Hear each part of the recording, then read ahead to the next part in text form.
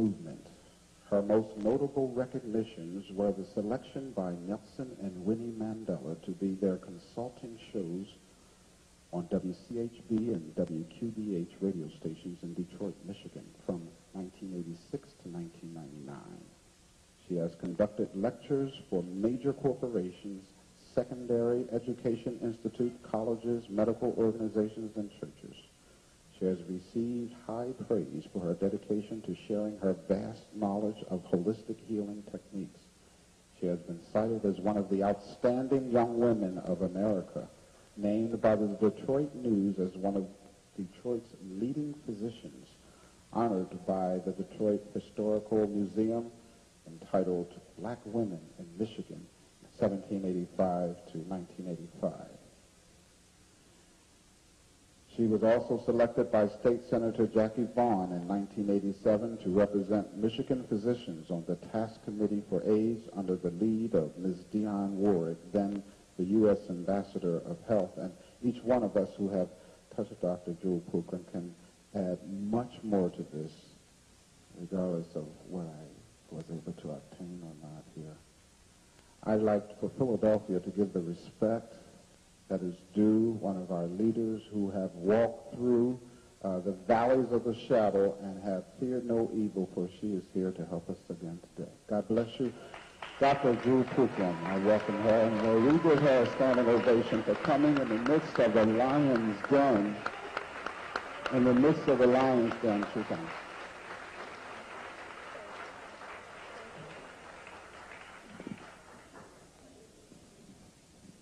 Greetings. It's really great to be back here. It's been a long time, but I'm really excited to say that I'm bringing back a lot of wonderful information. It's wonderful to see so many faces, and that is really very pleasing to me because that lets me know that the things that I've taught and the things that we've shared together that you've actually been able to apply. So I want to congratulate you and you to congratulate yourselves for really doing so well and valuing the things that I've shared with you. So thank you so much. And clap for yourself.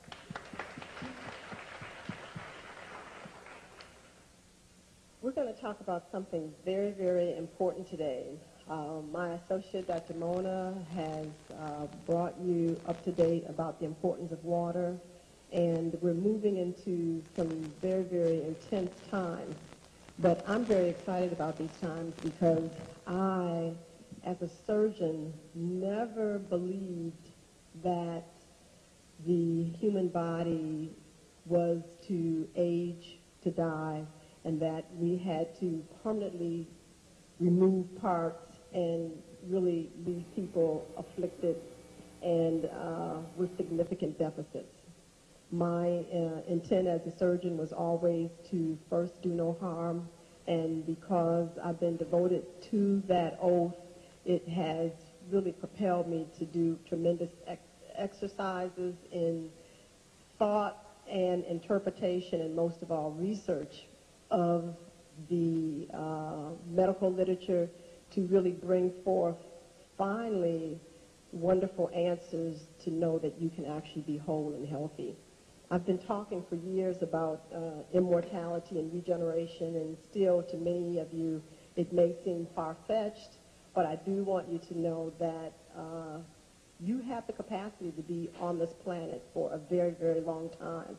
So it's going to be real important to recognize that you can create a quality of life that you look forward to every day, or it can be a literal hell for those who haven't really put the effort in, but longevity is something that is literally promised to us. I'm concerned about what is going on, and as I have always been dedicated to, is making sure that the woman understood what her environment, what society is really asking of her, and what is really being offered. So many of you have heard about the stem cell research and genetic engineering and tissue regeneration and implant, transplant. It's just gone on and on and on. But are you really clear, and do you really understand the history of what momentarily is being asked? Right now in the news, in our medical journals, et cetera, there's a real big inquisition, literally, about the legitimacy of using embryos, the legitimacy of using stem cells, etc. We've had questions about the use of our blood, our tissues, etc. But what has really happened? And today I really want to share with you very clearly so that you can understand what your present and your future is asking of you is what is really the issue here with a science that is known as human corporeal re-engineering. So simply abbreviated, it stands for HCR. Corporeal means of the body, just like we talk about the Marine Corps, okay? We're actually talking about a body of. So we're talking about re-engineering of the human body, human corporeal re-engineering. So we have my slides been turned on all of a sudden? Okay, great. Let me put it out here for you so that it can be very clear. I want you to have this correctly spelled, okay? I'm going to lay my slides here. So I have a little story to tell because I want you to really understand the history of the issue we're dealing with, because many of you may think this is a new issue, but it really hasn't been a new issue. It's been a suppressed issue. And all people, all races have been affected. And that's why we have to really come to this issue about who we are and how valuable our tissues are and what value do we have on our physical bodies, each and every one of us, because we all have been affected. So let me tell you a very interesting little story. Does everybody know who that individual is or was? Okay. Again? That's right. Okay. And, you know, he's going to help me today shed some light on this subject because even he has been abused by his own colleagues as much as he gave to science. So I want you to stay with me and read with me. I want to make this very clear so you can get it. So let's look at the story here of Albert Einstein. The history of Dr. Einstein is that he died of a ruptured aortic abdominal aneurysm. And so if you know what the anatomy is, there's a big long tube that actually sends blood back up to the heart. We call it the aorta. Many times if you lay on your stomach, if you're very svelte, you can see it pulsate or you can actually feel it. Well, that got a weakness in the wall, kind of like a hernia, and under pressure it ruptured, and that allowed him to make his transition on the 18th of August. His body was cremated at his request. His ashes at his request were scattered in an undisclosed location. He did not want any type of shrine. He didn't want a museum. He didn't want a memorial. He was a very private man, and he felt that his private life should be kept to himself. Einstein's family assumed then, once they cremated the body, spread the ashes where he wanted to be disseminated at his request, that his entire body had been cremated and that they had carried out his will. The truth, however, is that a doctor by the name of Thomas Stoltz Harvey, who was a pathologist on his case at the time of death, and his body was taken to the Princeton Hospital. This was a place that he had been seeking treatment prior to his death, conducted Einstein's autopsy and removed his brain and kept it. Okay? Without Einstein's permission, Dr. Harvey took the brain, sliced it into 170 pieces, numbered charts, and each chart was actually kept in congruently with each piece to be able to follow the location, etc.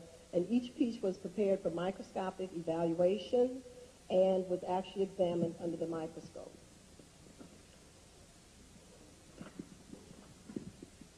Now, since that time, Dr. Harvey has controlled who has had access to Einstein's brain tissue. 12 scientists were given slices by Dr. Harvey as gifts. Dr. Harvey had easily access to Einstein while he was alive to obtain permission for the specimens. It was actually documented in his medical chart that he had been sent by the hospital to actually even draw blood from him, and could have gotten obtained consent from Dr. Einstein prior to his death if this had been something that he really wanted to do in an honorable manner. However, he did not use the opportunities, and at the time of his death, seized the powers at hand and actually took his brain.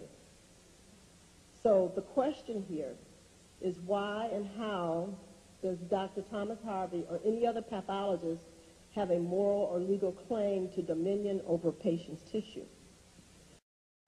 Individuals like Karen Ann Quinlan's brain, Herbert Humphrey died of cancer of the bladder. His bladder was actually taken, and both of these were published studies that were shared with physicians like myself in the New England Journal of Medicine. Truly, these individuals did not give consent to medical society to take their bodies, and especially their disease organs, and use them as case studies. For the past 2 centuries, people's bodies and tissues have provided inquiring researchers with sometimes useful and sometimes useless information about the people whose tissues were taken. In relationship to their illnesses and behaviors, these were also aspects of study, and we're going to look at this later. Often the targets of research are chosen because of their membership in groups or by races, such as the extensive research that has been done on the Native American Indians, for alcohol, tuberculosis, and for cirrhosis of the liver.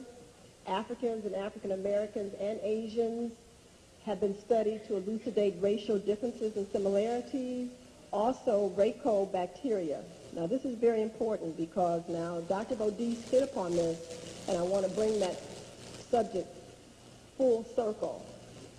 The AIDS virus has been documented as what we call a Racobacteria. That is to say that it was genetically engineered to affect only certain races. So as Dr. Bodis has shared with us, that the virus was engineered to actually explode when it came in contact with AZT. The virus was also created to only be activated in the vaginal mucosa of African women. So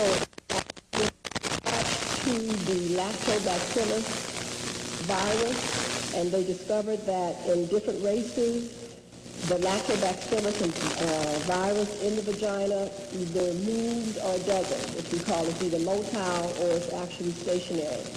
Uniquely to the African woman, her lactobacillus is mobile. And so therefore, with this virus attached to it, at the time of the menstrual cycle or at the time of intercourse, because there are small little breaks in the mucosa of the vagina that do happen at intercourse, that this then allows this virus to be passively but actively taken into the bloodstream of the African woman, where it then becomes activated. We do also have records that was documented in our medical books that the Ashkenazi Jews were used, their blood was used to determine why so many of their young children, especially male children, died in infancy. And this is when we discovered that they had an enzyme deficiency, which did not allow them to metabolize properly amino acids. And to this day, babies are still tested for PKU via their urine. Also for Tay-Sachs disease. Serial killers, all of their blood and tissues are actually taken for analysis, and this has actually been recorded in many of the psychological studies. Gay men are under intense study now. Their specimens, there's a whole book entitled The Sexual Brain, where Dr. LaVey took upon himself to take the brains of homosexual men, measure them and analyze them, and look at the superficial contours to determine the similarities and the dissimilarities between heterosexual men and males and females. The book is quite revealing and very interesting because he did show something that is very important, and I think that all women need to be aware of. His conclusions were interesting, but it's very clear that men who are heterosexual The brain is quite different than that of females and quite different than that of homosexual males. The homosexual male brain appears to be very similar to the female brain. It does not enlarge in size. It does not take on the normal contours of a mature androgen, or as we should say, a testosterone-infused male brain. As far as race studies go, this is a very interesting series. It comes out every 4 to 6 years, which is a collective group of researchers around the world that collaborate on different subjects. And there's a known group and organization that do nothing but do research on melanin. So melanin is known as the melanotropic peptides when you see the structure, because it's quite complex. But they publish, as I said, once every 4 to 6 years. The 3-volume series here at the time in 1995 cost $650. And so if you were not a contributor, then you had to pay to get it. So I bring this to your attention to let you know that obviously the millions of samples that were used from individuals who were melanated around the world, they did not receive free copies of the result. And obviously they were not notified about the results, and those who wanted to know about it obviously had to invest in the information. Again, there have been many studies done on comparison of Caucasians and Africans in America, and this was a very interesting study when I came across it. It was actually published at, it was actually done at the University of Houston here, I think, in Texas, University of Texas, the pediatrics department, where they actually took blood from Africans and African Americans and traced the correlation between how many genes were present in African Americans as opposed to their original ancestry from Africa, and then also traced the incidence of miscegenation as to how many Africans could actually demonstrate Caucasian genes that have been incurred into the African race in this country over the last 200 years, and what the effects are. Because as you see there, it says the measure of non-African ancestry is difficult, but it is worthwhile for several genetic reasons. And it's very clear right now that when you begin to see what's going on with genetic engineering and human tissue re-engineering, et cetera, to understand the combination of genes and the effects that it has sociologically, physiologically, is quite important when we decide what tissues or what source of specimen is needed to create the most ideal tissue for this particular part of the body. Again, lifelong differences in hemoglobin levels between blacks and whites. And I've really tried to make this really known amongst my colleagues, is that medicine has to evolve into a science really that I call human ecology. It's very, very clear that each race cannot be standardized on one race's standards. And this has been a tremendous problem here in the Western world and has been held steadfast for many reasons. And I tell my clients it's very important to understand that if you are an African or African descent, we can only really evaluate and determine your health based on your standard. We cannot use Caucasians, we cannot use Asians, etc., and vice versa for them. So as a gynecologist, it's always so interesting to see how many African American women are immediately put on orange pills, are immediately diagnosed as having anemias and other problems because the standard that they are compared to is that of a Caucasian woman. So therefore, when we look in our office at the blood studies, we have to really reinterpret them because the standard for all blood chemistry in this country is based on Caucasian blood chemistry. So understanding and having done the research, we know what the differences are. Obviously, they know what the differences are, but they have never been discriminated into the hospitals and into the clinics that take care of these diversified races. So therefore, medicines, there are many surgical procedures, there's many diagnostic studies that have been done to no avail for no reason, because the individual literally was fine, but he was actually being forced to measure up to a standard that was never his or hers. And mind you now, this study was done, as you see here, this came out in 1975. Okay, so we've had ongoing problems. The question here is, and this is something that you have to be clear about from this point on as we move forward into this century, is do you have legal authority over your tissues, your tissue fluids and contents, your blood, your organs, or your body parts once they are removed from your body or after your death? So even when I was in my residency, all the placentas were gold to the hospital because they were sold for $300 each, because they were sold to cosmetic firms or their resources, etc., and were used for cosmetics. And if the patient had pathology, then also they were used and taken immediately for research centers. I used to always wonder why so much blood needed to be put in each tube and why so much blood was being taken when we literally do what we call nanometer extractions to measure chemical contents in the blood. But yet and still, the vials were always full. And we know that we can do a complete blood count on less than a cc of blood. So why do we need 10? But as you have seen these studies, if you read them in detail, they talk about tens of thousands of specimens. Some of these studies have 100,000 specimens. That is, that 100,000 children, 10,000 men, 15,000 women have participated in this study. How did they get these samples? They were actually taken from the hospitals to the medical institutions, analyzed for these reasons, with your name, with your age, with your birth date, et cetera, on it, where they could actually grade date them and put them in the proper divisions so that they could make accurate conclusions about what it is that they wanted to find out. I'm sure most of you have never ever given consent. You never ever knew that you were in these studies. You had no idea that, other than the test, that you agreed to with your physician that your blood was going anywhere. So you can only have control over something that you are aware of. So it's not only you going to the doctor and they asking you to sign consent forms, it also is having them make commitments to you about what your tissues and your specimens are going to be used for.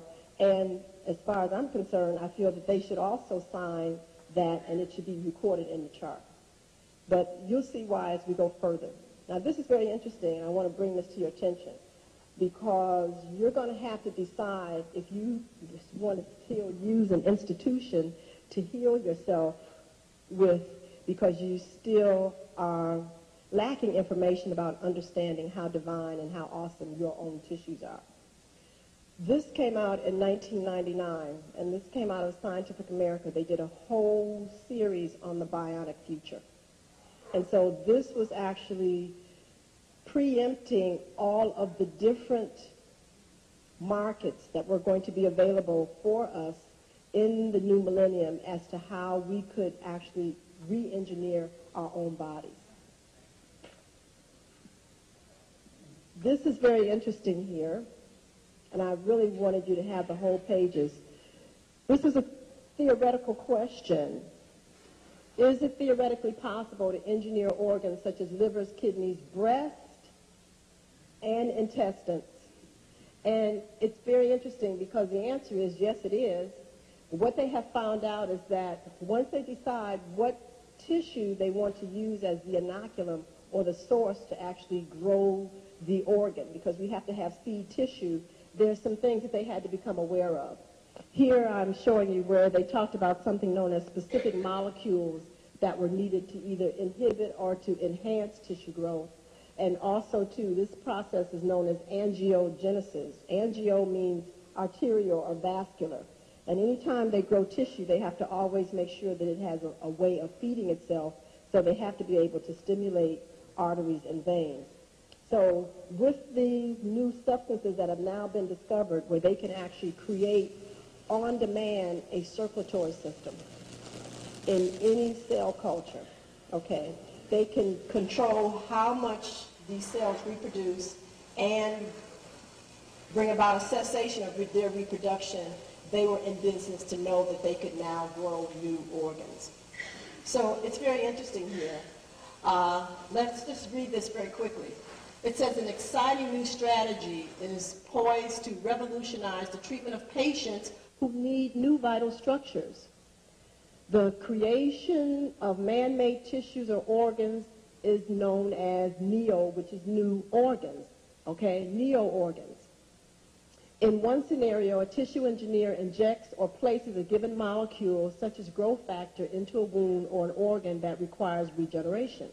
These molecules cause the patient's own cells to migrate into the wound site, turn into the right type of cell, and regenerate the tissue. And this happens in seconds. So they now have timelines on how long it can take to basically regenerate your organs. What do you want? Well, it's interesting. People have been sampled, and we recognize that there are races and groups of people, their age, etc., neglect of their body, that they actually want to rebuild themselves. Well, they know that they can use the templates from muscles, very healthy muscles from individuals who have wonderful muscle mass, and they can regenerate or give you the injection, and your muscles will actually increase in size in a matter of 2 to 3 months, significantly, almost up to 50 to 60%. So it says here that regular exercise can slowly decline quite a bit of muscle atrophy, and the rate of loss varies from person to person. But still, if you manage to be a healthy septuagenarian, which means if you're in your 70s, etc., chances are you will have lost at least 20% of your muscle mass, and perhaps even up to a third. So if you want to have muscles again like you were in your late 20s, you can literally go shopping. Now, if you're looking at this, if you're looking at the story as I show it to you, it's very clear that all the specimens that they are using are African or African in descent. And this magazine is quite unique in that it normally is not race specific because it normally only contains Caucasians. So this was a very unique magazine, and that this was the first time in my life, and I've taken this magazine for over 10 or 12 years, that the entire magazine was showing African physiques, African structures, etc. So it never said that the specimens were actually going to be African, but it did say that. Okay? Now, this is very interesting, and women, I do want you to pay attention. Let me move the strip here. Now, I don't know how many billions of women in the Western world literally have hysterectomies, but I definitely know way over 200 million. And I'm quite concerned about the very cavalier and casual attitude that's taken by surgeons in removing tissue, because literally their cavalier attitude has now created a tremendous market where tissue engineers have now been busy recreating implants to replace these organs. So the question is, do they really need to come out from the beginning? And secondly, the information on how you can regenerate your own tissue has never been shared with you. Look at this. So it says here that this doctor, Dr. Attala, is a tissue engineer whose idea is to grow transplanted organs from a patient's own cell. Now, I want you to listen to this very carefully. Now, they were able to identify the fact that a bladder and a uterus were not very different, and that by asking the tissue to actually make just a switch in the part of the DNA that's going to be activated to make a bladder versus a uterus, that they could actually take the cells, create a bladder, and this is what you see, a bladder that can easily be transformed into a uterus. So it's already said here, if you read at this point, where it says, Atala wants to create a uterus that can be transplanted into women who are born without one or who have uterine abnormalities or scarring. Now, the incidence of women being born without a uterus is like almost 1 in 500,000 women. It is very rare that we come across an agenesis of the uterus, as we would call it. So it is not financially feasible to create an industry that a disease so rarely occurs to do this. So that is really not what the issue is here, because the market is that if we have over 200 million women with hysterectomies, that is an instant market where if this is actually solicited properly, that these women will basically now want to have a transplant of the uterus. It is no secret that women that have hysterectomies know that that is not the ideal state they would like to be in, but they tolerated that state because this is what was told to them, etc., and because of the stress of the disease that they had at the moment. You can get uteruses, bladders, and of course you can also get heads. So, hair transplants are available. I do want you to know this because it really forced me to have to look at the social, criminal aspects of what's really happening here. So many people disappearing, people never reappearing. I was looking at what was happening in the 70s with the individuals who had no homes. All of a sudden, instantly, America was cleaned up. There were no homeless people. Well, where are they? Well, I will let you do the research, but I'm quite clear where many of those bodies went to. Now, my colleagues and I have already taken the first steps toward human head transplantation. Let me remove the strip because I want you to see this.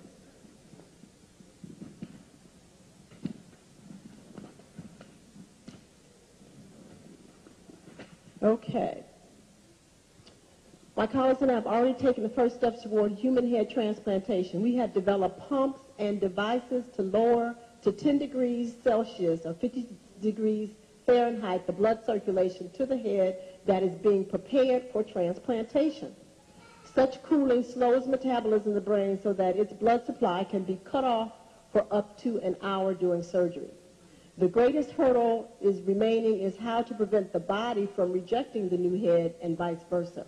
It's unclear at this point whether the drugs now used to prevent rejection following transplantation of organs such as living kidneys, etc., and livers will work for the entire body.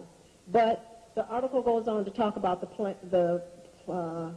fact that they have already been able to do this in chimpanzees, is that the chimpanzees immediately are conscious after surgery, are able to see, to hear, etc., and some of the chimpanzees have even gone on to get activity of the upper extremities.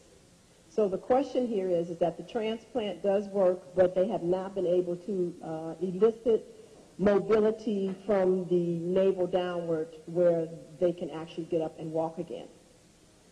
So now this was done over 2 years ago, so they go to work every day. So no telling what they've actually been able to do.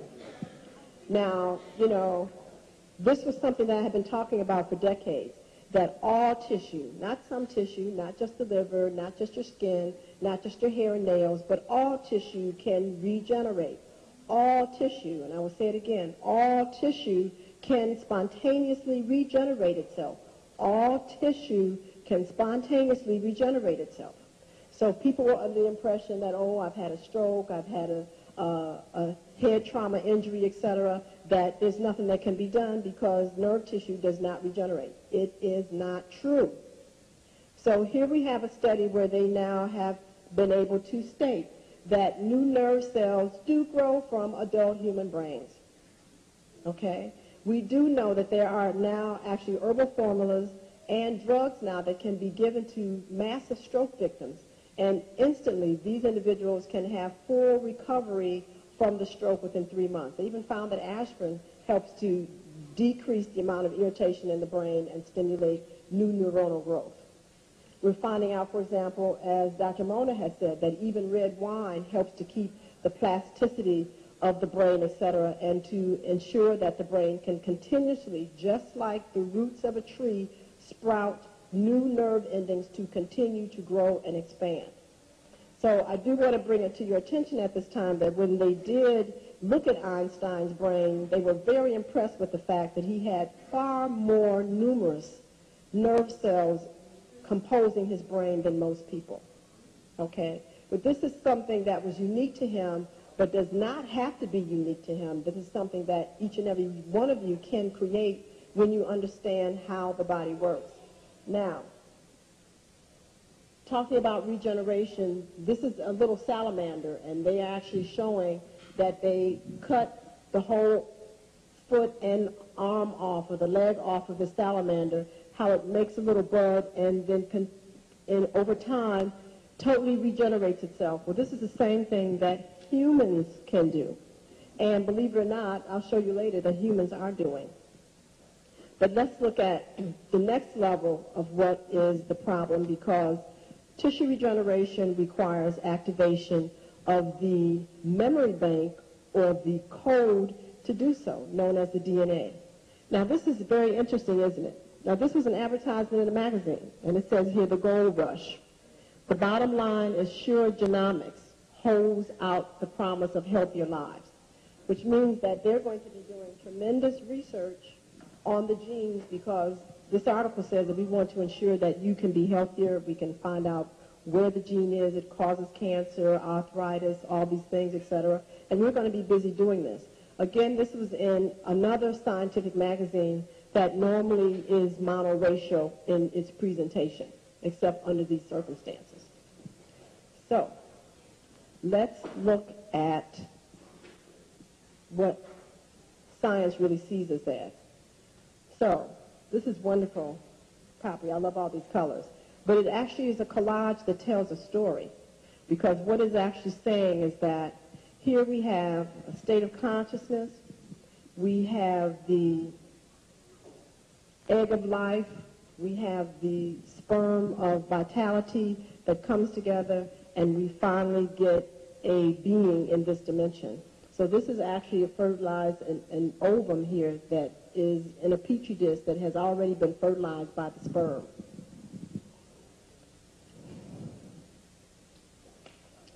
These are the little cuties that I call them here.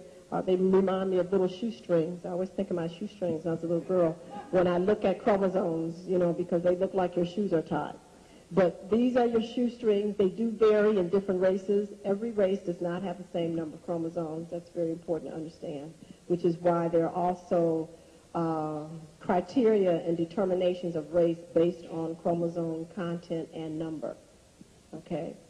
So this is how they look, and we are known about some of these, the trisomic, 21s for Down syndrome, the sex aberrations, etc. But this is how they look.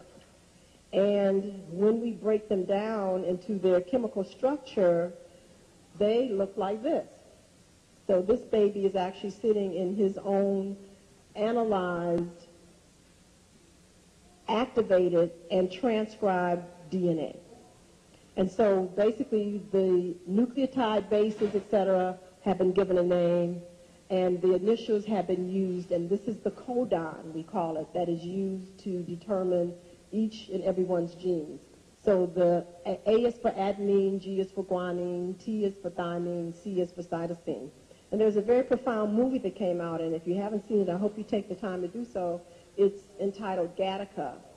And most people did not know what Gattaca meant, but Gattaca is actually the lineage of these codons, which is significant for human DNA. So for human DNA, it has to be Gattaca, G-A-G-A-T-A, in sequence. And we know then that we're dealing with a human versus a cat or a rat or a dog, etc. Okay, but we all are composed of the same nucleotide basis. Now, the facts are that each of us possess 80,000 genes, a little more or less. Our genes possess hundreds to thousands of combinations of the chemical building blocks of, as I said, adenine, cytosine, thymine, and guanine. 3 billion nucleotides make up the 80,000 genes of our genome, and your genome is actually your entire genetic code translated. We possess the code CCTGAGG in one segment of our hemoglobin, and that's for normal hemoglobin. However, if the nucleotide base of adenine, which is the A, is replaced with a thymine, there should be an M, the resulting sequence becomes CCTGTGG, and this creates the genetic adaptation known as sickle cell. Now, I do want you to understand that I did change this because they want to say that it's a disease. It's a genetic adaptation. Okay, it does not create an anemic state. It does not create problems unless the individual deviates from their normal acid-base titration. And so Dr. Mona talked about if you're too acidic, if you're too alkaline, what will happen in your body. These individuals, when they become acidic, the cell takes on an abnormal shape. It cannot pass through the blood vessel, and therefore they have what's known as a crisis. As long as they can understand how to live, how to think, and how to eat where they do not become acidic, they will never know they have the problem. So the environment in Africa, et cetera, the food that they eat, the environment that they're in, the high oxygen content naturally keeps the blood alkaline. So therefore, they do not have problems. There's millions and millions of people walking around with sickle cell. But they're in Africa, they don't have a problem. The environment, et cetera, and their diet and their attitude supports them, so it's not an issue. It's when these individuals who do not know their genetic makeup come here, okay, and then take on a lifestyle and a behavior pattern that they are not physiologically primed for nor psychologically primed for, and then the blood immediately takes on a rapid change, okay? So the blood tells all. Mormons in Utah keep extensive official genealogies and health information about their 1.3 million member congregation. The Mormons maintain an extensive collection of blood samples that, when matched with family and health histories, could be used to help identify particular diseases genetically. The Amish also maintain similar blood and family health records, as do the Mormons. Now, for my scientific colleagues, they immediately begin to exploit that because of the new gold rush, which is who can control and count and manipulate the genes of humans first. So when I put that sign up here, this gold rush, I'm not playing. This is the new gold rush. Okay, your DNA. So therefore, over 100 competing geneticists set up shop in Utah. It's like, okay, these people got all the information we need. They got family histories on record. They got blood specimens, et cetera. So all we have to go down here and get into this. And they did. So therefore, they started doing genetic studies. One gentleman by the name of Mark Skolich was one of the first to arrive in Salt Lake City in 1974. He made a life investment. 10 years later, his pioneering efforts paid off. He used the blood samples from the Mormon families and identified a gene that could actually cause inherited breast cancer. Now, that sounds very noble and wonderful, but look at what he did. Who owns your genes and your genetic information? Now, remember, this information was contributed by each member of the church for religious reasons. It was not for Mark Skolich to go down here and begin to do research for his own personal intent. But what he did is that when he discovered what is now called the breast cancer gene, he founded a company known as Myriad Genetics and patented the gene. Now, he patented the gene, and his patent created the following circumstances. No one can perform genetic testing for a mutation in the breast cancer gene without his permission. Myriad can charge what it chooses to doctors or scientists to test patients for the breast cancer gene because they have to get the template and everything from his company.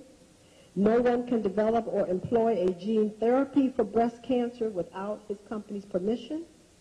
And Myriad has indicated it will use its control to forbid prenatal testing for breast cancer due to the controversial potentials for abortion. Okay?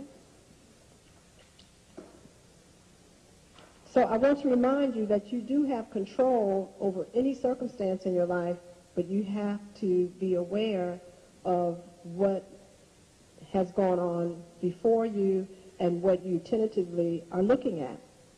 So the probabilities here are this, is that you as a patient working every day and having monies removed out of your check for, quote, medical insurance, unquote, will be paying $3 billion of the cost of discovering these genes through your insurance and your tax payments. Congressionally approved human genome projects may most likely be unable to be an experience for those individuals who paid the $3 billion to make it happen. That these organs, etc., that uterus that you saw, they quoted some prices that were starting at $18,000 and up. Okay? So, now we move into a new issue. And here we are. If you haven't seen this before, this is basically how the delivery room looks at the time a baby emerges from the vagina. And so there we are, double clamping the cord with the intent of cutting it. We've become a little more modern now for hospital deliveries where the family is involved. The father can then cut the cord. But basically, this is what happens, and this cord has become very priceless, and the blood from it. So please buy this week's Newsweek and read it very carefully. This is the cover, literally. It talks about the stem cell wars, embryo research versus pro-life politics. And I think this is very important, what this gentleman has said here, is that miracles are available to occur on the tip of a pen. Banning research on embryonic stem cells, says Gerhardt, could make a lot of people in the future suffer needlessly and maybe even die. But on the other hand, if we harvest adult tissues instead of embryonic stem cells, says Senator Sam Brownsback, we won't have to kill anybody. So you have to understand that it's been known that people have been murdered and killed. Things have happened to be able to get hold of their tissues. Okay?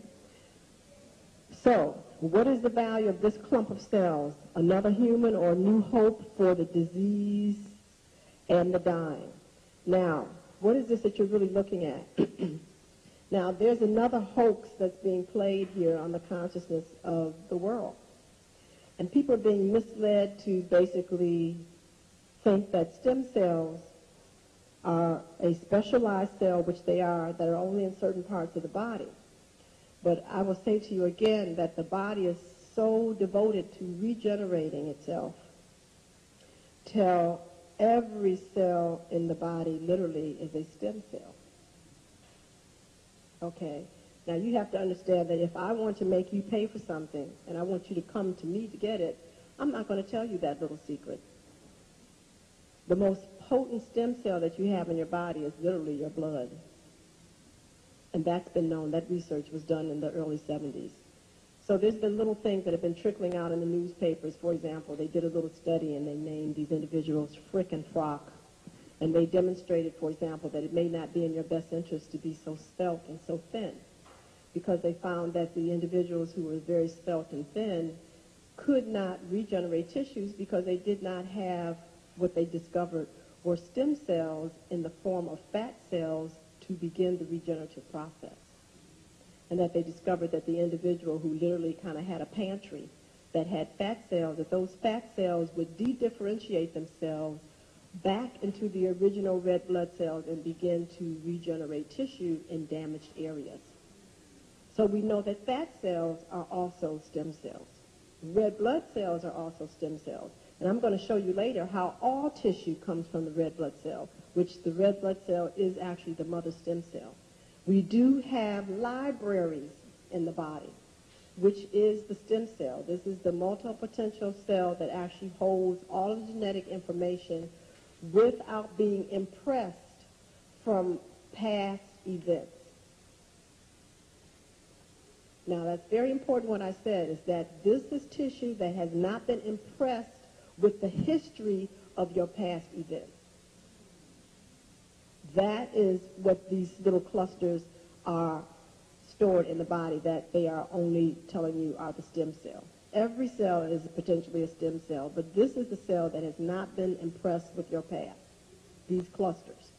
So let's look at how the stem cells work here. Very simply, we have an egg and a sperm. It fertilizes to produce embryonic cells. These embryonic cells now have multiplied because it's fertilized, okay, and there's an outer ring or covering that occurs. The outer ring goes on normally to make the placenta, and the inner ring is actually this cluster of library information in the form of DNA that does not have the impression of a past other than what the mother and the father contributed. So then the lab will take the inner cells and actually put them on a petri dish and begin to grow them, and with the proper additives can then direct the library, open up the DNA and activate the segments to produce organ tissue for skin, for nerves, for pancreas, etc. Okay? That's very important to understand. Normally, this would go on where the inner stem cells would then open up themselves, they would then reproduce, and then the library literally is shut and is available upon access, but via your consciousness, and this is not what you're being told. Now, we have these wonderful brothers. They're too cute. I love them. So these are the four brothers with heart, no pun intended, okay? And they basically have come together, so let me turn them this way so you can identify them. You may see them on the street one day. These are the individuals that really are telling a big secret, because what they discovered was this, that they discovered that if they made a biodegradable mold and took a scraping out of your mouth and actually inoculated this mold or template with it, that whatever shape they made the mold in, that the cells will actually grow and make that organ. So, for example, they are able to make ears. This is a template for an ear. Your ear is removed for whatever reason. They can grow you a new ear from your own cells. Now, you have to understand this is very profound, because the key here is that these are still your same cells. These are the same cells that are on the body that engaged it in getting its ear cut off. Now, for those individuals who are walking around that still have not spontaneously regenerated their own ear, it is not because their cells couldn't do it. Because to this very day, that person could be taken to these individuals, have the inside of their mouth scraped, put on this template, and those same cells would grow a new ear. So why don't these individuals have new ears? Why don't the individuals have new legs and new arms, etc.? Well, we're going to talk about that, but it's not because the tissue won't do it. It's something else inside the individual that interferes with the activation of that spontaneous programming. And that's what they don't want you to discover, because then you won't be able to buy this, because you'll be able to do it on your own, okay? This is a trachea. This is actually a bone for a finger, etc. This is actually the substance that is used for the template. Any segment of your body that you need, they can actually grow it for you in the petri dish, but from your own tissue, okay? So if your own tissue outside of your body can take directions on a foreign substance, then why in the world can't it do it in your own system? Okay, yeah, good question. Now, again, this comes from one volume of a 10-volume of works from Dr. Shishima, where he devoted his entire life to demonstrating to you that the red corpuscle, which is the proper name for what we carelessly call a blood cell, is a totipotential cell. And it was with this understanding that the Japanese were actually able to totally regenerate themselves after experiencing severe radiation exposure from the bombs dropped on them at Hiroshima and Nagasaki, and be able to totally and competently destroy the economy of this country. Okay, so they got very smart. They never made peace. They just said, we just will beat you in another way. So they regenerated themselves. Normally it takes generations to overcome radiation exposure of the extent that they had. So in less than 40 years, okay, in 1945, they dropped these bombs, and then by the late 1970s, they actually had control of the economy of this country. Okay, so how do these people actually put their skin back on, etc., stop puking their heads off, because that's what the radiation does, etc., and be able to be methodical enough to disarticulate, destroy the economy of this country. And it is because they understood that the real total potential cell was the red blood cell, and they understood that they had limited access to it because the food that you eat continuously makes red blood cells that renew all of the tissues in your body.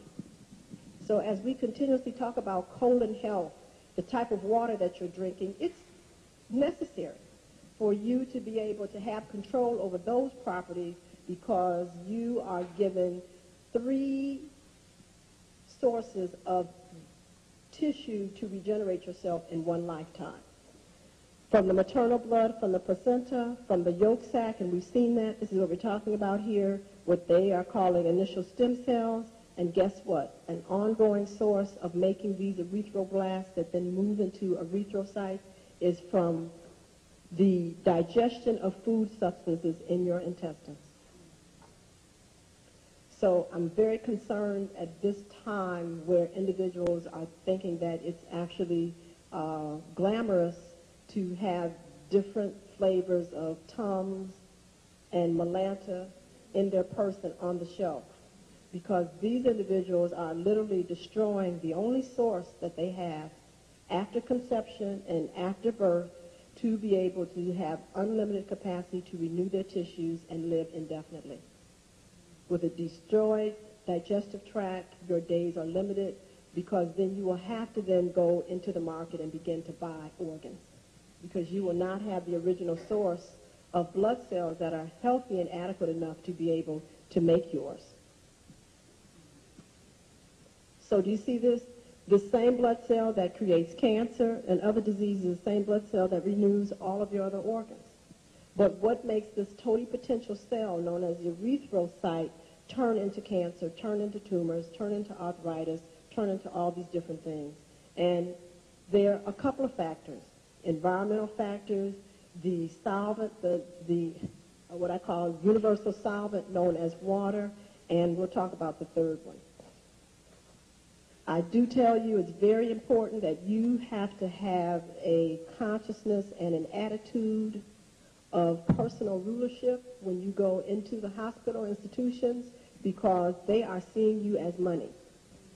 This is a normal, very common advertisement for a call for research grants. Did you notice they're paying $5,000 to be able to carry out, and you tell them what you're able to do. They do have a list of things that you can do research on as physicians, as nurses, and they will pay you a minimum of $5,000 for the studies, which obviously you as the patient are the ones that are going to be studied. This is another advertisement even for medical students here. So they're asking even the medical students can be involved in this. So the whole hospital system is really alerted to seeing you not as an individual who may be in need for a relief of discomfort, but you are literally money, and your tissues, etc., or is potential to perhaps get a new Harley Davidson for somebody or whatever else, etc. And you need to understand that there are long-term consequences. Now, I talked about the fact that there was one area that was just lightly spoken on earlier today, but really needs to be clearly understood. And even to the point now that you can buy muscles, you can buy bladders, uteruses, you can make fingers, ears, whatever you like. We also now can make children that have the attitudes, the personalities, and the behaviors that we like. So genetically now they know that personality, they know that states of emotions are also part of the DNA genome, and there's a whole science of engineers that are looking at identifying what are the genes that do carry behavior patterns, states of emotion, etc. Because this little article here is a whole scenario about how a man and woman are going to the genetic engineer to determine what type of personality and behavior traits they want their artificially inseminated child to have. So, this is the key, and it's very important. I really recommend that you spend some time really studying your brain, really studying how it works, what part does what, etc., because this is the master chemistry lab of the body. Any chemical known to mankind, the brain can make. But the brain functions by the commands known as thoughts. And so whatever thought you have, the communication between the cells of your body and your mind, which is not physical, is through chemistry. And it's the brain's responsibility to translate every thought into a chemical analog that is then flooded into the bloodstream and then transmitted throughout every nerve in your body so that the cells can respond appropriately second to second, moment to moment, minute to minute, hour to hour, as to what you are commanding them to do. Because to the cells of the body, all of these thoughts and things are commands. They're directives that the cells are to try to their best ability to actualize. Now, again, any mind that actually has thoughts that translated by the body cause the body to undergo trauma is a chemistry that does not activate the library or the stem cells of that body to regenerate new tissue. That is why the same tissue that is taken out of that environment that was traumatized and put into a new environment where the chemistry of trauma is not there immediately begins to grow again. That's what the four brothers really have discovered. So we recognize then that anyone who has been in an accident, anyone that's had to have surgery, etc., if they are interested in regaining access to that tissue again, they have to undergo a mental, neurological, hematological cleansing. And once that happens, your tissues will be more than glad to spontaneously regenerate the tissues. But my colleagues as surgeons have sold you a bill of goods to tell you that if I take this out or if I put this in, etc., that you're, good to go and nothing else needs to be done. So you accept that, and then you therefore continue in a state of degeneration and have shut down your library where you no longer spontaneously regenerate because you have not removed the neurochemistry of trauma from the blood. Do you understand that? Yeah. So therefore these people wind up having one surgery after another because they're continuously deteriorating because the neurochemistry in the blood that occurred that created the original trauma was never erased. Never erased. But we can take that same person, whether they're paraplegic, quadriplegic, have hysterectomy, a bilateral amputee, and take and streak these plates, and their tissues will grow into the template that was on these plates. There's nothing wrong with the cells. The cells can regenerate. It is the chemistry in the blood that interferes with the activation of this segment of DNA. And it's known as non-histone proteins. So anytime you go to someone and you know that you have a long-term disease and they haven't addressed your attitude and your state of consciousness, you should know right away that that is malpractice, and you should look for somebody else that's going to give you a more wholesome therapy. It's not about you just taking pills for your arthritis or for your high blood pressure, etc. It's about what am I thinking that continuously causes my tissues to react in this way, and I want to figure it out and stop thinking this way so that I can purge my blood of this so my tissues can go back to normal. That's what you want to do. Now, Barbara Brown, she was awesome. She was a astrophysicist, and she could really not understand the difference between the mind and the brain, even though she knew they were different things. And she really, in her own way, through mathematics and sacred geometry, and through research, she did some very interesting, very benevolent research that she finally was able to make these conclusions.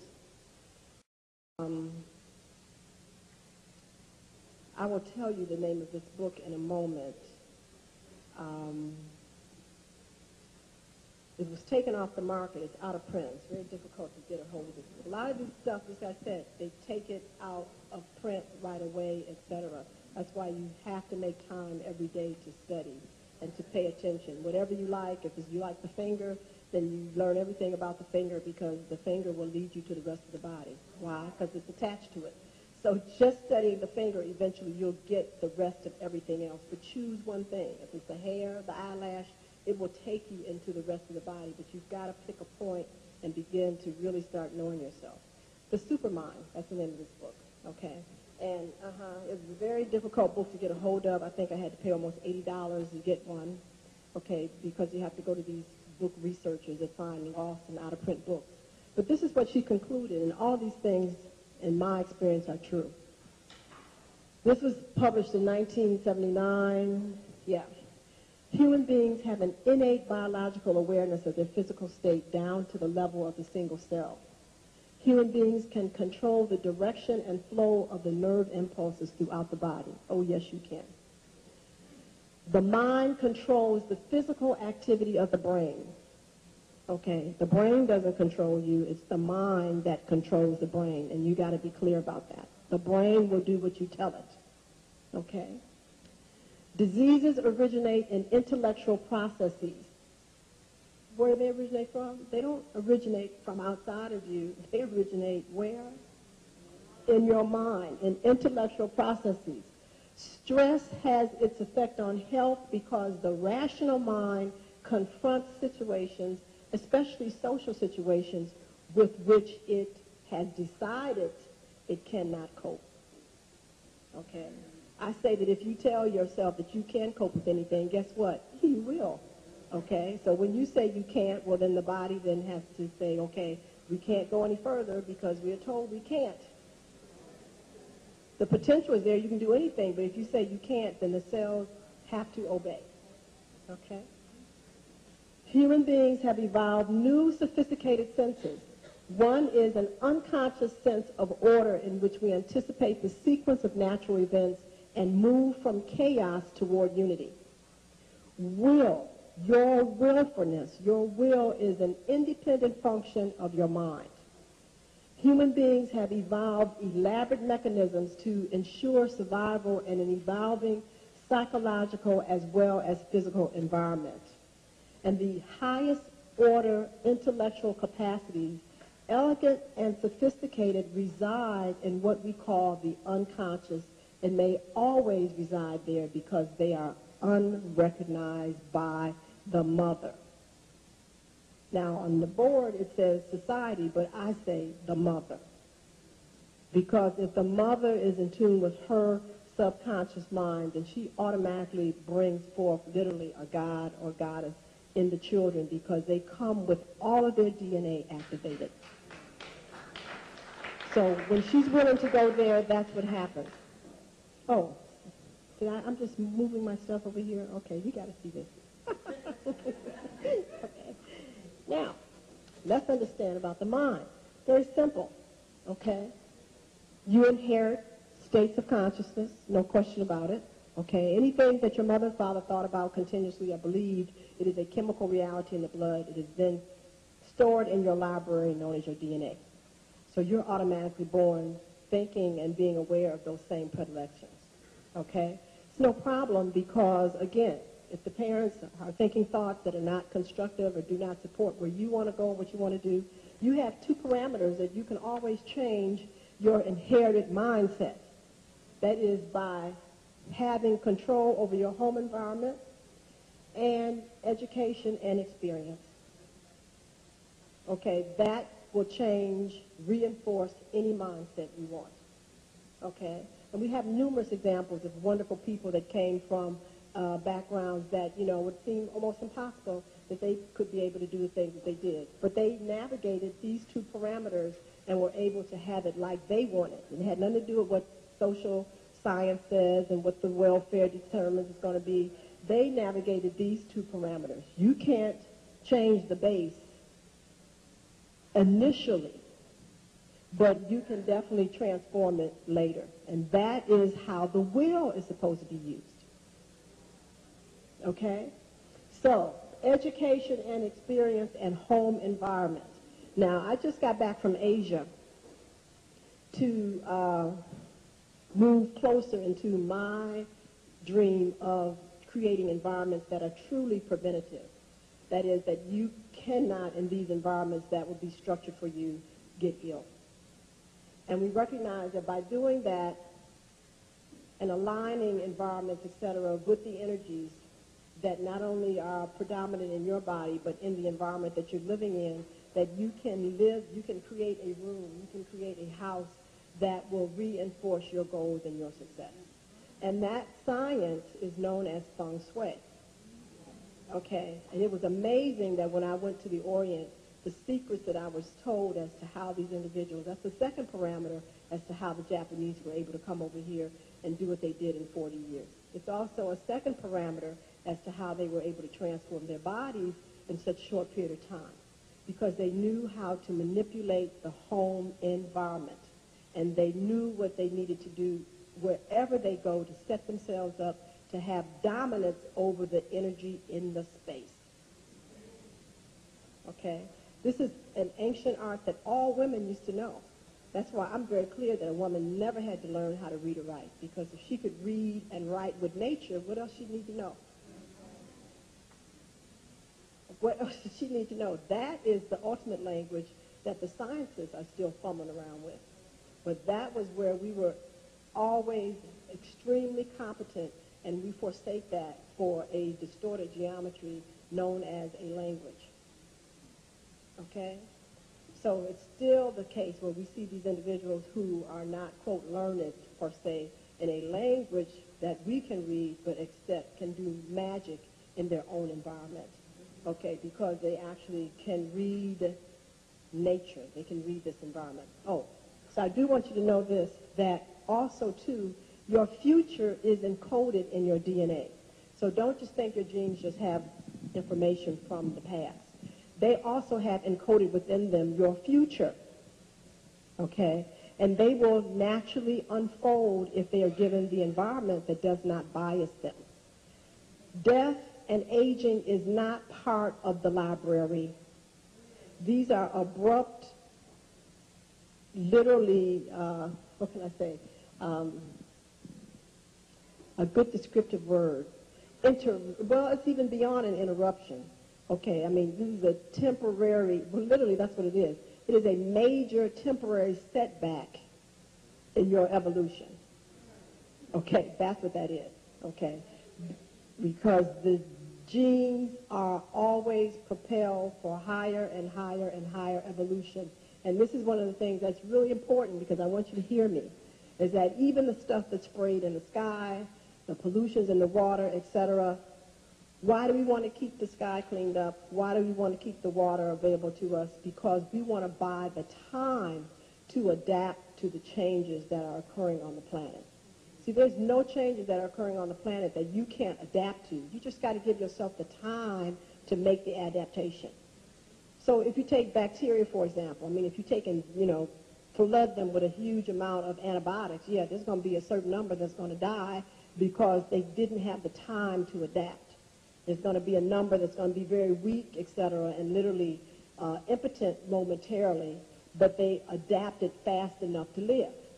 And then those same bacteria, given time, will then become super bacteria, and they will use the initial poison for food.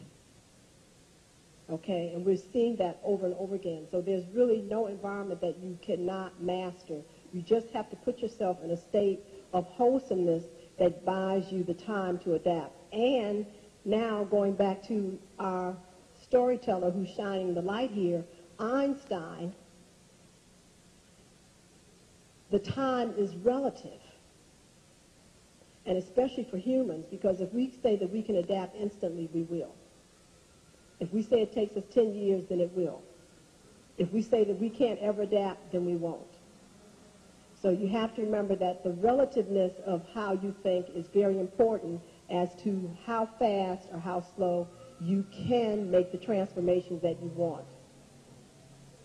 So remember that you didn't ask to become a full adult human. You didn't have to go to school to figure that out, etc.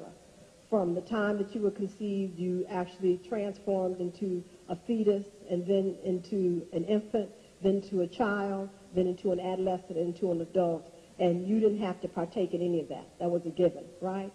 So if all of that could happen spontaneously, then also the future you will also happen spontaneous. And the future you is not the direction of death and dying. It is not.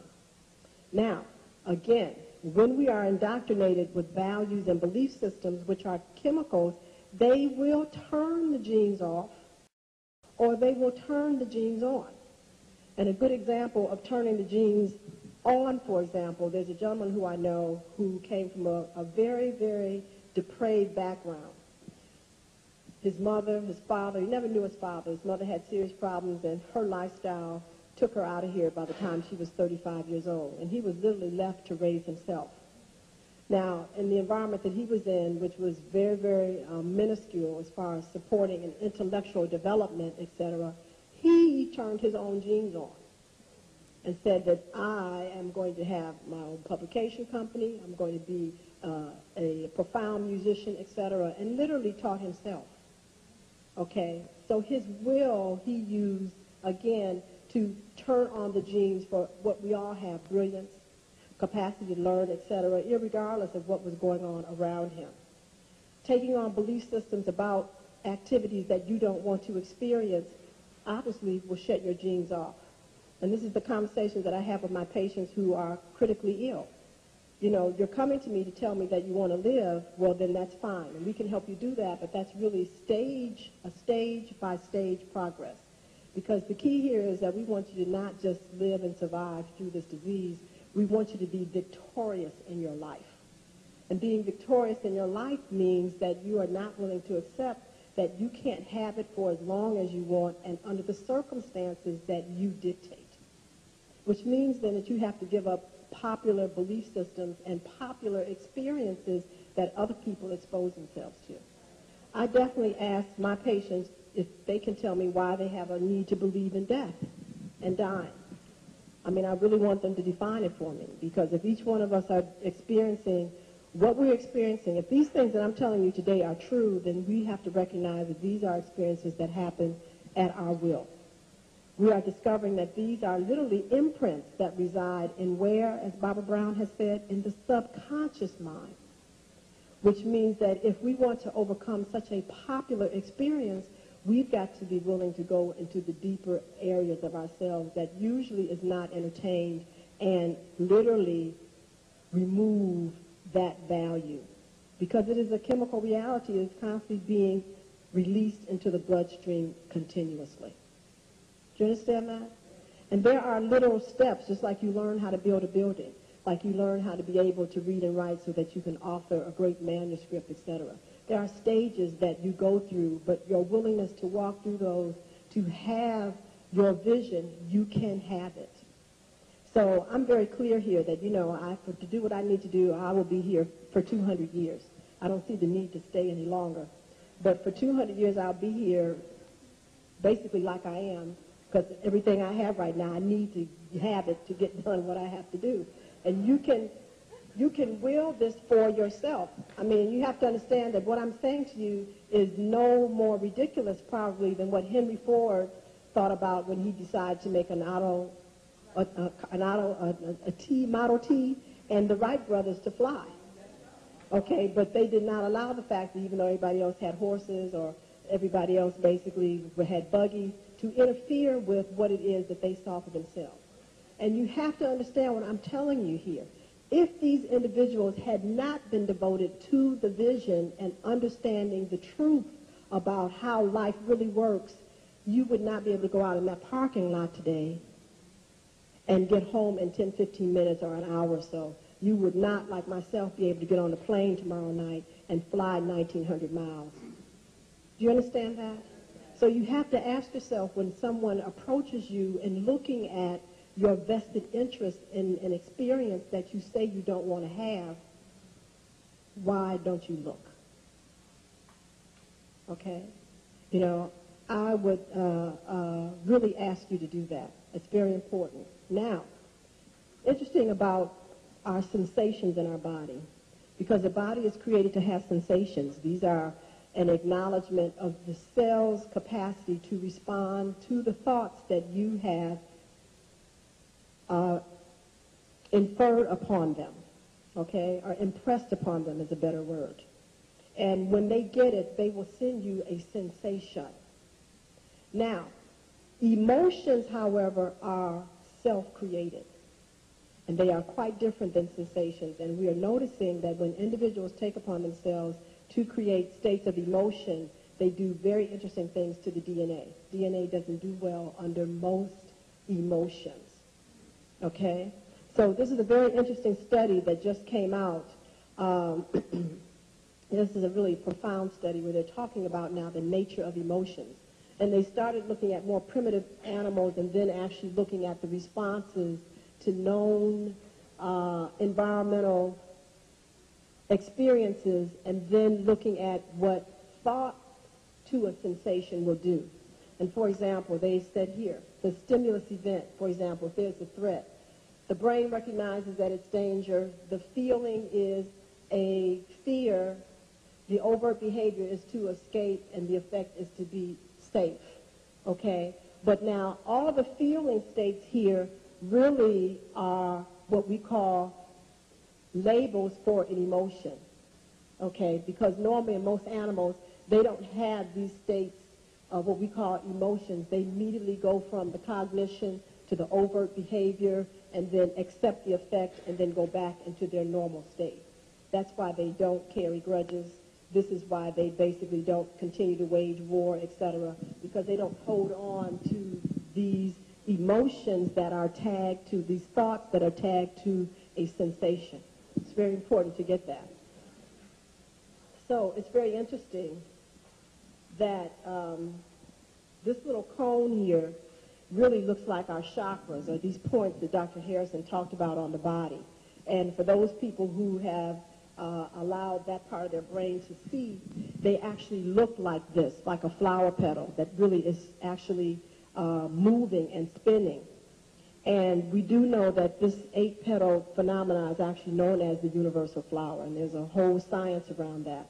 But as this spins, it does actually give off frequencies of the visual spectrum, which we call color. And it's very interesting that they have been able to elucidate that certain colors will actually evoke certain sensations in the body that in individuals who have thoughts that are connected to these sensations, they will then have these emotional states. So you have to understand it's like a really awesome gift, okay, because there are many ways that we can then transform this capacity to put yourself in states of feeling discomfort. Because when we talked about or introduced phototherapy, known as color therapy, etc., these colors actually do work on the subtle bodies to create chemistries that can allow you to feel comfortable, which means that the hormones or the neurotransmitters in the blood are actually in sync with what the cells are capable of doing relative to the normal programming of the DNA, or you can feel very irritated or agitated because that is your cell's response to letting you know that this is a reality that we are not programmed to have to master.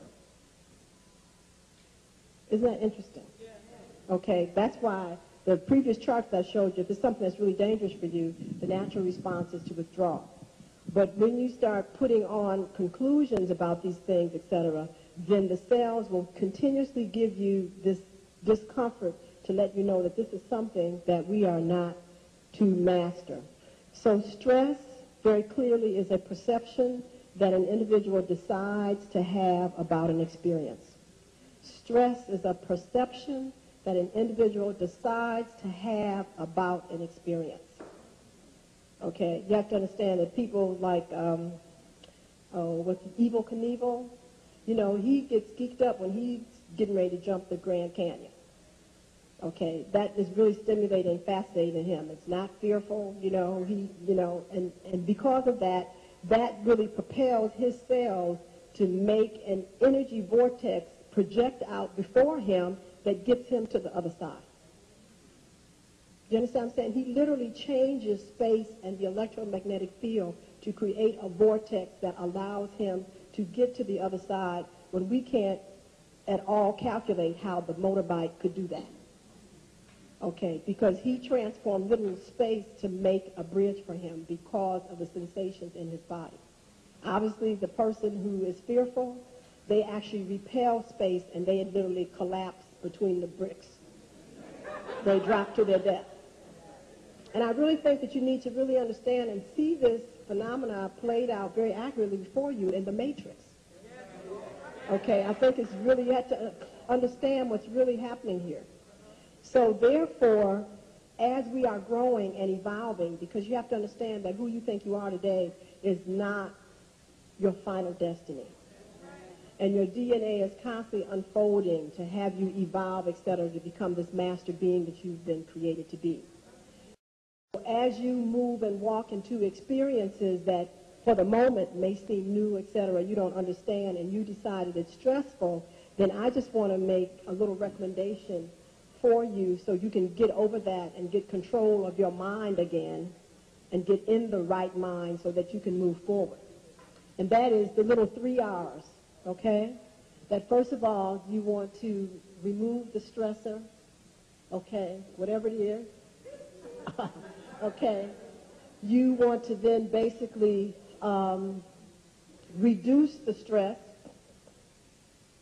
okay, because normally it's something that you have done, etc., in the environment that has not been orderly, that has really caused chaos in your cells. And then the first thing that actually also will get rid of the chemistry of the perceived stress is to do the water, okay? Usually anytime we have a stress over experience also too, I'll put that on there again, is that you want to re-educate yourself because obviously there was a misperception or lack of information that you proceeded on, okay, prematurely. But then that precious, precious substance, again known as water, is critical because it will then dilute out and wash out the neurochemistry that was created by the stress. And when you are dehydrated and you are not drinking, etc., these neurotransmitters reside in the bloodstream much longer and allows you to have to then continuously respond to the illusion much longer. Okay? I have never really seen it that individuals who are really well hydrated be able to hold on to stressed perceptions very long. Can't be. Those individuals we know who are significantly depressed, psychotic, are definitely intrinsically dehydrated. And if they could be well hydrated, etc., they snap out of these illusional states right away. And this is something that the hospital actually does not do. Make sure that these individuals drink high quality water. So, again, here we have a tribe of individuals in their homeland that do not perceive limitation, okay? They do not basically perceive the stress of having a trauma happen to them that would inhibit them from being whole. So this gentleman has been studying over the past 20 years this tribe in Africa that spontaneously regrows back legs and arms, feet and hands. And he sat there and documented this for the last 20 years. And these people don't read and write, they don't have PhDs, that kind of thing, etc., but they are very, very capable of allowing themselves to remain whole because they always see themselves that way. Now, this is something that is really the 100th monkey phenomenon now because there was a wonderful woman that I read about in Detroit who was in a severe auto accident. She literally broke her neck, severed her spine, and was rendered in a coma. They knew that she wouldn't live through the night, but she did. They stabilized her and they flew her back from Arizona back to Michigan. And when she regained consciousness, they told her that she would never sit up again. She was a quadriplegic. Now, when I read about her, it was 9 years later, and she was in the newspaper being interviewed because she ran the 300-kilometer Windsor-Detroit Fun Run. There were 300 participants. She came in 300th, but she was the one that was on the front page because she was the one that started out as a quadriplegic. A quadriplegic, did you hear me? With a broken neck, a quadriplegic, and in 9 years, she was running the fun run. And she was so humble. It was interesting. Her interview goes like this. They ask her, well, how do you feel? And she says, I feel fine. And she says, I was a little concerned about running the race because I still had a little numbness in my great toe in my right foot. So I asked my doctors if it would be okay if they thought this run would be fine. And they told me to go ahead. And I was like, of course they did. They better not say anything. Okay. But it was so interesting because they asked the physician, how could this be possible? Okay, that a person could actually sever their spinal cord and could move from a quadriplegic to now being able to run a 300-kilometer race. And he, in his very ignorant state, said to the writer that she was athletically inclined before her accident. She was never an amateur athlete. She was never a professional athlete. She just jogged. But as her story goes, she said that she never once saw herself not walking and moving. She said she never once not saw herself walking and moving. So if you have heard what I have shared with you today, then you understand that she never, from her own mind, interjected into her own bloodstream any neurochemistry that would shut down and interfere with the normal functioning of her cells. Her cells knew that they could make new brain tissue. I just showed you they finally found that out, that we can grow new nerves. So, therefore, she did not allow the opinions, she did not allow the discussions and the belief systems of anyone else to interfere with her reality, and that was why she was on the front page of the newspaper. Do you understand that? So therefore, all of the athletes, whether they were skiers, whether they were swimmers, etc., that have had injuries, etc., and that still are tormented in their mind and are rolling around in a wheelchair, it's because of their mind. It is not because of their tissues. Do you understand that? And I'm saying that it's very important for us to really begin to study and understand how profound we are and to demand that we be serviced at the level that is competent to the divinity that we represent. The medical system now is continuously feeding you information about limitations, what can't be done, why you have to be segmented, why you have to have these things, instead of offering you what will bring you relief momentarily and then moving you into a circumstance that helps you understand how and why you created this issue so you can move on with your life. This is extremely important. If you understand then what I have shared with you, then you, unlike the individuals who will be shopping at these tissue re-engineering facilities, will not have to go there. You go there. You can take your money and do other things with it, okay? Because you will understand that because I can control my thoughts, because I understand how my brain works, my body will take care of itself. And I want you to understand, therefore, the whole discussion that's in the newspaper and on the news now is a farce, and it is a means of deviating large groups of people again from really understanding the real attributes of who they are and what the real discussion is about. Why are we not really sharing with the masses of the people the capacities that we know about their DNA, their mind, and their brain function so that they can actually regenerate their own tissues? We don't need embryonic stem cells, etc. We need a consciousness and an understanding of how we function so that we can move forward. Now, in the process of doing that, and you have to understand I'm not opposed to the use of stem cell activity at all, but I am opposed to it if the individual then is not given the freedom to never have to have that experience again by giving him or her the information that they could do it all the time and from this point can. Does that make sense? Yes. So in summary, I want to say this, that we need to look at the subject that's at hand about our tissues, is that all things will be possible through the science of human corporeal re-engineering because the tissue comes from a source that all possibilities were always present. Do you understand? If the source of the tissue has no limitation, then obviously they're not going to have limitation. Is that correct? Okay. The technologies developed in the sciences of human corporeal re-engineering are not extraordinary to the capacity of your own tissues. It is primarily the environmental conditions which the tissues are chronically exposed to that determine the capacity of the tissues to maintain their healthy state of existence. Each cell contains its complete necessary genetic complement to take care of any function the cell may require to sustain a state of health. Okay?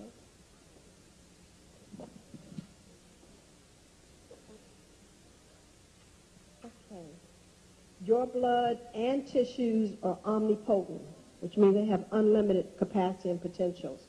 Your cells possess genetic programs to heal and regenerate themselves indefinitely. Science has demonstrated that the cellular environment that determines when genes are active or dormant. You have to understand, it's the cellular environment that determines when the gene is going to be active or when it's going to be dormant. Okay? Nutrition, environmental influences directly affect gene activity, but are not nearly as powerful and long-lasting as the neurochemicals made by the brain from your emotions. Okay? Emotions are neurochemicals made by the brain from complex thoughts and feeling associations. Okay? So you have to ask yourself, you know, if you slam your hand with a hammer, okay, it's just as much brain power to basically say, I need to pay better attention to this, or I knew I was sleepy and I had no business doing this, and put the hammer down and come back to it when you know you're more efficient, than to get upset and curse the hammer and whatever else. Because you have to understand that now you went into a whole different chemistry. And when you take the attitude that, you know, I knew I was out of order, demanding something that I wasn't prepared to handle, okay, then you'll see that the response to that, the pain is almost gone instantly. Because you recognize what is happening, now you're going to take care of it appropriately, as opposed to going through an issue of projecting that the hammer was out of order or whatever else, etc. And it keeps you in chronic discomfort, okay? Now, the immune system is primarily affected by the and excuse that spelling, that's Neuro chemistry made from states of emotion. Every chronic disease is chronic because of chronic states of emotion. And when these individuals can finally be shown how their thoughts and the sensations that are created by the thoughts can be changed, the chronic distortion in the tissues actually is ablated. It resolves. And you really know that. That's why people say, well, you know, when I had high blood pressure and they told me I was going to have a stroke, they had me on 6 medications, and I decided I would start meditating. And I haven't had any problems with my pressure since. Well, it's interesting what meditation does, because it actually is a means of allowing the brain to actually cleanse the bloodstream of its neurochemistry over the day. So if you've been very tense, even though that is still a perception that causes problems, you at least are going back at the end of the day and erasing the tense chemistry that wasn't absorbed by the cells, so you get relief. Does that make sense? Yeah. So, finally, it is the quality of emotional health of the individual which significantly influences the regeneration, healing, and immune capacities of the body. One's general health, capacity to heal, and potential to spontaneously regenerate are dominated by the individual's persistent state of consciousness. Water is the common panacea to maintain tissue health, gene health, and to neutralize the effects of neurochemicals from the brain. Human tissue is innately, naturally immortal.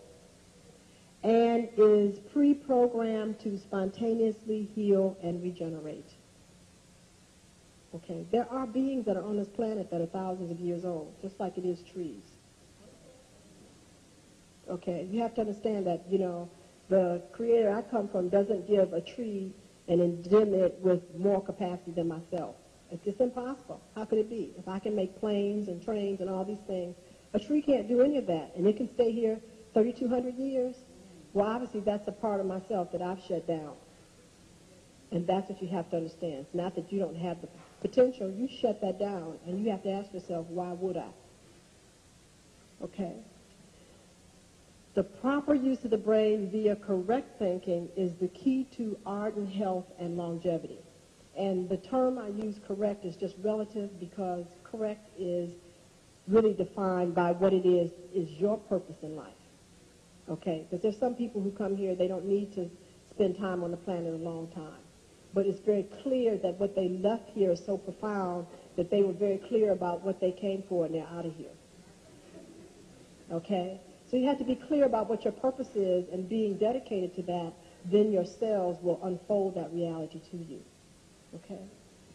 And then finally note that the health and agelessness of the body will precisely demonstrate to its owner the degree of correctness or wholesomeness of your thoughts.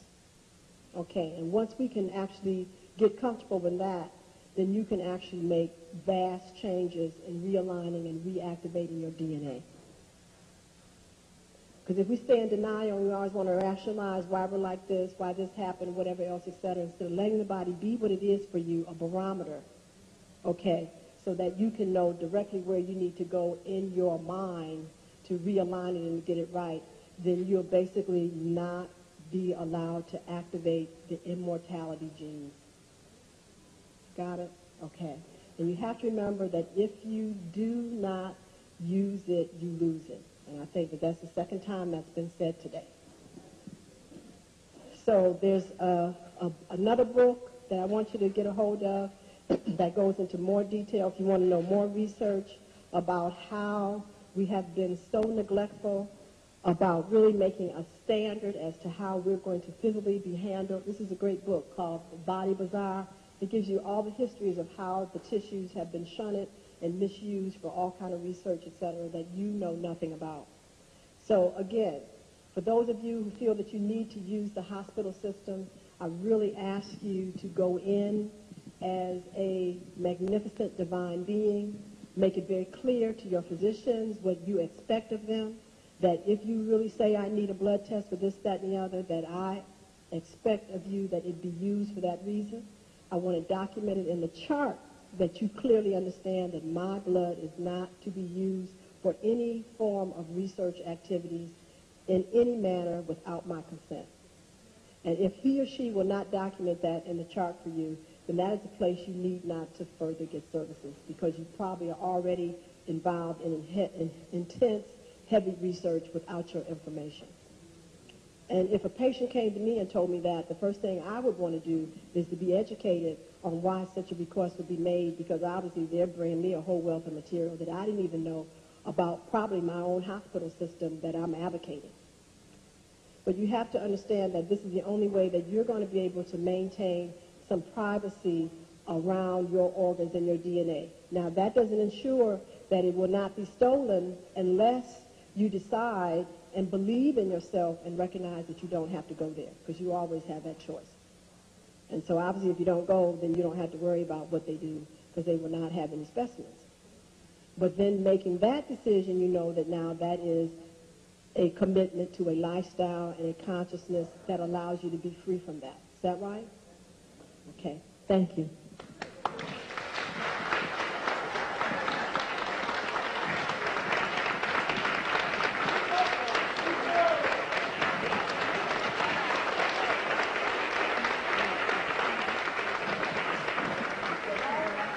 We have some questions and answers. Please don't go. There's another surprise for you. It's waiting for you, but let us have a few questions, please. Go ahead. Speak up loud, would you? One of the questions that I had is, what happens to the blood of God? You talked about the blood of God, which is important to people who deal with the body when it's deceased, what do they do with the part, and what do they do with the blood? There's so much blood. Well, it depends. Like in, Dr. Einstein's case, at least his brain went to the pathologist's house. Okay, I'm sure they took many blood specimens, etc. And then that's part of the mortuary process, is that there's a whole process that they loop into the circulatory system, and they push the blood down the sewer, and the embalming fluid goes in.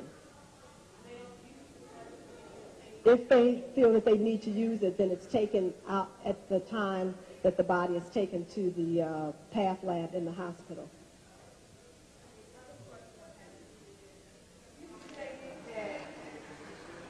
You can take from the saliva and grow new body parts. Is it necessary for Americans to have that done if you want new body parts to grow from us? Because of the trauma that happens? Oh, no, you have to understand that for many of us already, they probably have your blood on record. So they can basically just go to the storage base and get the cells that they need. No, well, see, for as I understand it, it is much easier for melanated individuals to spontaneously regenerate. Well, because we do know that when the melanin content is lower, that to regenerate does take a longer period of time. And because of the issue of trauma from the environment versus rate of regeneration, that being able to use organs, okay, from someone else or their stem cells allows them to, quote, beat the clock. Does that make sense? Yeah. Yes, ma'am. Oh, thank you. Yeah. We don't have too much. Huh? Okay. Yes. It's a pleasure to be in your presence. Thank you. What I would like to share with you, when you were talking about the incident where the lady that ran track was able to do that, she was a paraplegic. Yeah, she was in a wheelchair. Okay.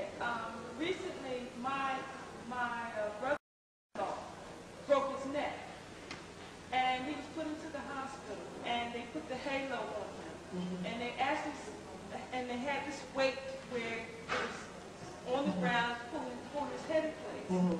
Well, it was so devastating and so painful that they wanted to give him morphine to deal with this, and telling him if he moved or anything like that, that he would die, or it would paralyze him. Well, he couldn't stand the pain, and he had such a faith. He left the hospital. My husband went and picked him up and carried him home. And what we did was we encountered a holistic practitioner who worked with us and introduced to him certain calcium, magnesium in particular, and some other things that we did. And took the halo, the screws, actual screws that were in his head out, all of that. Today he walks. Thank you. So again, this sister shared with us the experience of your brother? Her brother-in-law that had a spinal cord injury, and obviously he fractured his neck, a vertebra in the neck, and they put him in what we call Vinky tongs, which is a means of actually retraction of the spine so that supposedly the bone could grow back straight, etc. But as you've discovered, there's different ways of handling that. And I saw the x-ray myself, so it was broken. Yes, yes.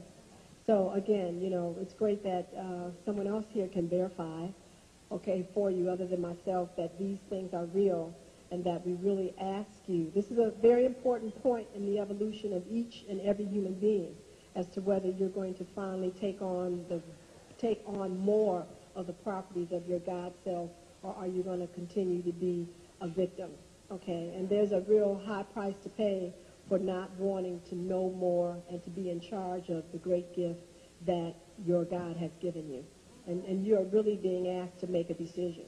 So the arguments that you're seeing before you as though they're political and economic is really a genuine reflection of, are you going to be the God or goddess, or are you just going to be a being, okay, to be led and manipulated? Yes. Someone wanted to come and get patient. I'm in Washington, D.C. Why did I say that? Oh, no, I'm not. I'm in Washington State. I said that's so clear. Who's that talking? No. I'm in Washington State. I'm right outside of Seattle in Washington State. Okay. But we are really working on internet hookups and things like that. So, you know, I'm just really only a keyboard away. Okay. And so I have my cards here. And as a matter of fact, if somebody has a pencil, a marking pencil, I can put my email address up on the board. And, you know, feel free to write me. Give me a little time, etc. But, you know, we will respond to you via email,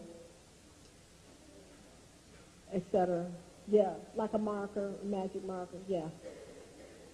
Any more questions? Oh, good, they got it. Okay, yes. Okay, I'm going to put it on the transparency. So will it work on the transparency?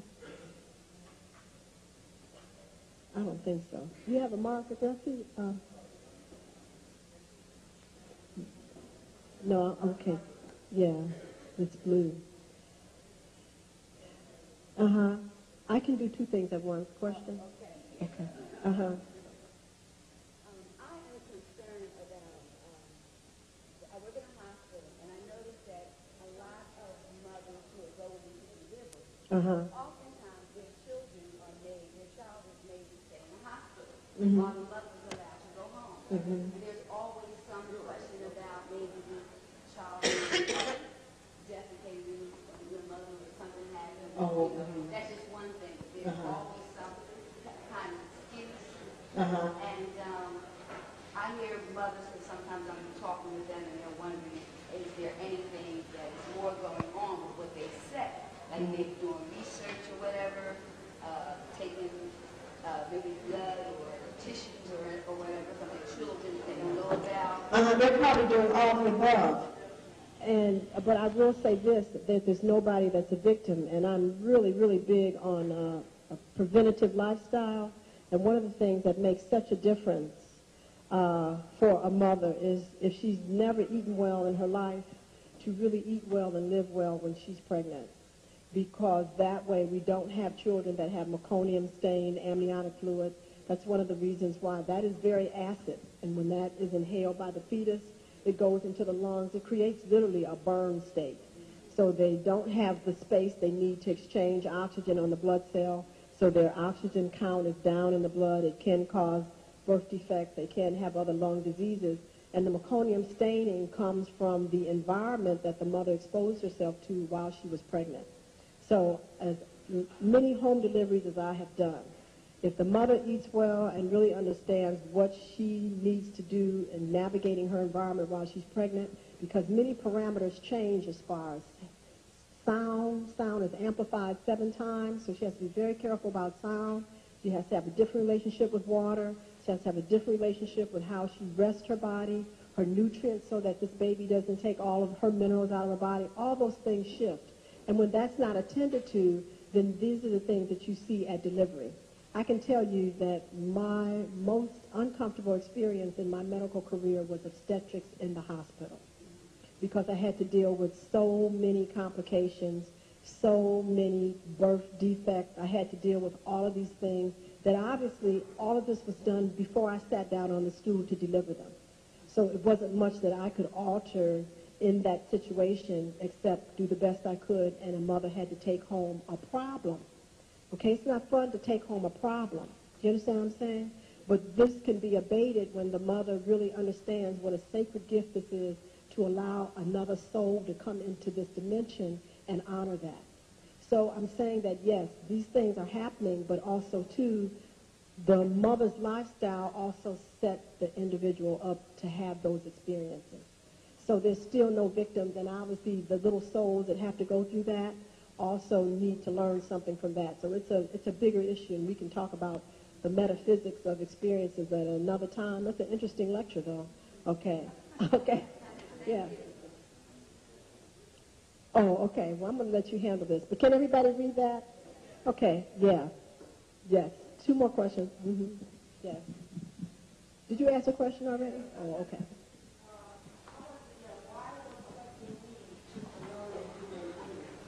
Why is it such a need to clone a human being?